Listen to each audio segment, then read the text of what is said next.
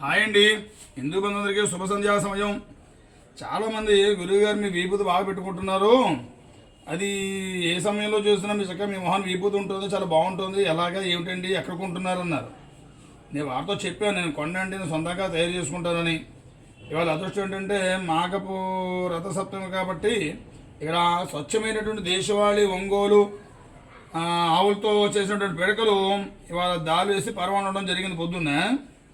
దాన్ని అది చల్లారిన తర్వాత ఆ కచ్చికలు ఏవైతే ఉంటాయో అవన్నీ కూడా చక్కగా అలా గినికి వస్త్రం కట్టేసి వీపులు జల్లించడం అనమాట. దీన్ని వస్త్రగాలం చేయడం అంటారు. పూర్వం నాయనమ్మలు తాతలు ముత్తాతలు అలా చేసేవారు, మేము వాళ్ళ దగ్గర చూసాం. ఇప్పుడు మేము కూడా అలా చేస్తున్నాం. ఈ విభూతి పెట్టుకుంటే ఎంత బాగుంటుందో మొహం. ఎక్కడికి వెళ్ళినా గురువుగారు నమస్కారం అంటారు.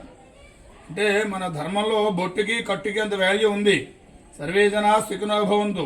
విభూతి అంటే ఐశ్వర్యం. ఓం నమ శివాయ. చూడండి, ఇప్పుడు విభూతి జల్లించిన తర్వాత చాలా మెత్తగా ఉంటుందన్నమాట అండి ఈ విభూతి. చూసారుగా, ఇది కనుక సూర్యోదయం నుంచి సూర్యాస్తమయం వరకు కూడా తడిపి పెట్టుకోవాలి. బ్రాహ్మణులు ఎప్పుడు విభూతి పెట్టుకున్నా సూర్యాస్తమయం అయిపోయింది పొడిది పెట్టుకోవాలి, తడపకుండా పెట్టుకోవాలి. చాలా మెత్తగా ఉంటుంది, ఎటువంటి స్కిన్ ఎలర్జీలు రావు, హాయిగా ఉంటుందన్నమాట. త్రియంబకం యజామహే సుగంధిం పుష్టివర్ధనం ఉర్వారుకమే వందనాన్ మృత్యోర్ముక్షయమామృతాతు శివోహం.